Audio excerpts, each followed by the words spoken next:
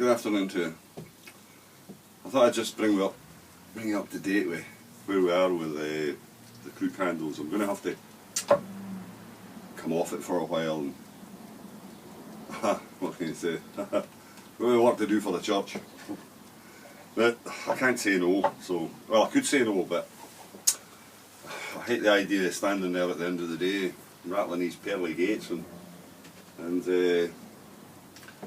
I'm saying no, sorry, like, you know, you don't do that. So you can't keep all bases covered. You get foot in every camp just about, like, you know, just to make sure. So I'm going to have to clear the decks because there's a bit of work to do on the pulpit and one or two other things. So it's going to take up all the space I've got to prepare everything and get it ready. It's one of these things you agree to at the time and you go, it didn't seem like a lot of work when it was put to me. Of course it's a no charge thing. It's you know, you can't put any price on it, so that's it. Well, you could, again, but I don't want to do it, so there we are. So I thought I'd bring you up to date with it. The handles, I just finished routing them all off there this afternoon and getting them all shaped to a point. As you can see, well, stool everywhere, shavings everywhere. I'm just clearing up, getting things tidied up. So I've tidied up a bit and that, and so the space, like, you know. But I'm reminded of a good joke there. I got told a while back there by a chap who said to me that what was it now? Let me think. Oh, he says it was God. He said, give Peter a shout. He says, Peter, he says, come and let me know what you think of this. He says, it's a drink. He says I've made. So Peter goes over and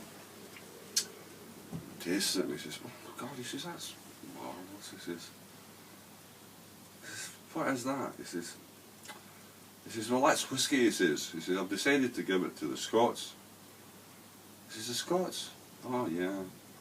He says, but he says, you've given them all these mountains and valleys and lochs and beautiful countryside and just wild scapes and everything. He says, I know it was kind of what you had left over when you created the rest of the world. He says, but he says, I think that's taking it a bit too far. And God turned around and he says, I want to see what I've given them his neighbours. He says, so that was it. Like, so it was quite good, like, you know. Still better if I got a couple of glasses on me. There's a bit more thing to it, but so that was that. But anyway, just like I say, a quick run through the canes. I cut out a couple of canes. This is the research and development process we're at right now, and in case anybody's wondering, like, you know, as I said, it's the first time I've actually decided to make Crook handles, and it's a learning process. It's one of these things that I should get better as I go on with it. I hope so anyway. Like, but it's just to let you see where we were with it, and so if you've got bits, that oak is bloody hard to cut out though, even the jigsaw. Son's good jigsaw struggled with it, but we got there, like, you know, and so there are a couple of knob bits there we'll get for canes and all, and that'll be fine, get it all sorted out. But I went away there, was it yesterday it was?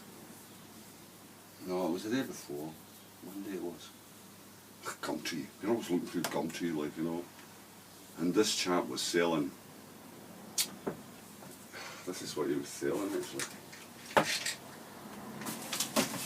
and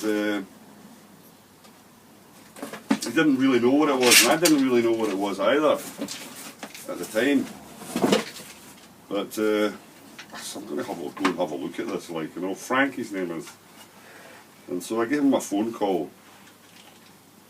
And there's stencils, small brass stencils, very finely done, very, very fine stencils. across and seen him. Oh, jeez. Not married. It was obvious that the house is full, everything's full. The whole bloody place is chock-a-block with everything and all things. An interesting man. There's an interest in everything, but the house was, as I say, chock-a-block. This comes with it, and in to this end, he thought it was something to do with air pressure, but when I brought it home and cleaned it out and sorted it, there was a lot of fine sand came out of it. And so it's a sandblasting type thing. And you slip you make up the words you're looking for, or the numbers you're looking for, or whatever it is. There's a bag here, pocket type thing that goes over the top of it, and you can see where the air line goes in through it. I take it this must be fully sand. And as the air blasts past it, it must pull the sand out and throw it down, push it down into the other height. You need quite a pressure on the airline, I think, to put the sand to go through. But it's very, very fine sand, silica sand. It was very, very fine to go out through here. And he reckoned it might have something. As I say, he thought it was just an air pressure thing, but it's not that. That in itself wouldn't do. But it wasn't really what I thought it was when I went to see it. But they only wanted £5 for it. So I says, oh well, I'm getting this. I'll buy it. But what I'm going to do with it now, there's loads of things here. I'll take it to a mate of mine who will know exactly what it's for. I would hope anyway. He'll know exactly what it's for. I'll have been in that kind of line of things. And probably give it to him if he's got a use for it.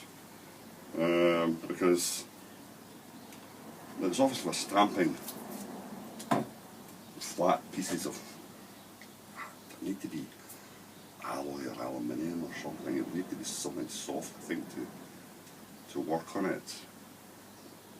Or a surface that was painted or pre-thing, but I don't really know. I'm only guessing. It's an old bit of kit though, I think. It's an old bit of kit altogether. It's not been used in many a year, I don't think. But I don't know, he might well have a use for it. That's what I'll put it in his place because he's got more than enough stuff and all. I can't think of as I say, it wasn't what I thought it was.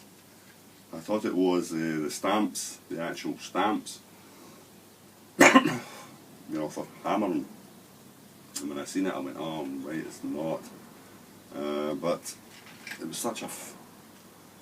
The stencils, the fine brass stencils are so nice. I didn't really. I'm sure I could find something to do with them, like, you know. But I bought it anyway. And as I say, I'll take it across to. I'll take it along to Alex. If he's got a use for it, he can have it. But there's no point in sticking it in here. But I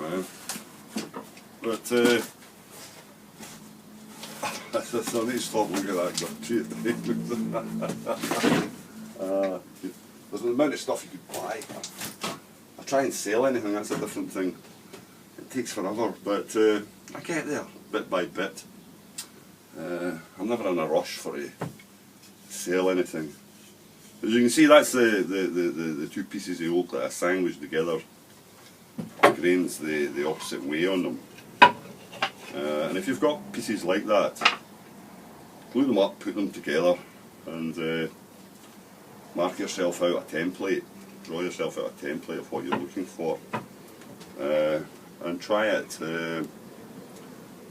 There's a little bit of work in it, but I think what's required now with them is that I really park myself on this bench, on this seat this day, one day, and spend a large amount of time taking them down to what I want now. There's a lot of fine work, kind of rough work to start with. I've taken off the bulk, which gives me the shape, the look.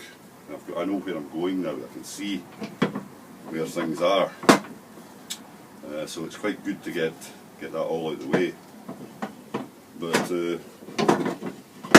I'll work away at it over the next while. But as I say, I'll need to leave it and do this bit of work, source some bits of material first, like, you know. Right? The thing is that through the years I've had everything to do everything. I was once brought back a lot of stuff from an architectural salvage place, and a lot of stuff that came out of church, and churches and chapels and things like that. And I stored it and used bits and pieces of it through the years and gave other bits away. And now, of course, at the very time that I could do with it myself, I've not got it. But there you are. Right? Anyway, well, if you've not seen me for a couple of weeks or so, it might be a blessing, you know, for me, you know. Tend to rattle on about everything and all, like, you know, that's it. I've just put the radio off there, they're busy advertising. Holidays, I've just finished Christmas, New Year, this Rob Brydon, cruising. I've seen advert a bit on the television with them, like, you know. But there's a win-win situation for these people, like, you know, they bore you to death on the television and they pay them bloody good money to bloody sell them bloody whatever and make adverts for you to go and copy them. I don't think so, right? There you are, right? Who the hell wants to copy them, right? Anyway, don't get me started, because there was a long garden centre the other week there, and women, Christmas, half price, selling all their Christmas stuff half price. Don't see guys walking out the door with stuff. Women, how the hell can they think about this bloody Christmas? Just finished that one. But they're loaded up. It's a bargain. Oh yeah, it's a bargain. Anyway, we shall catch you when I come back. Cheers.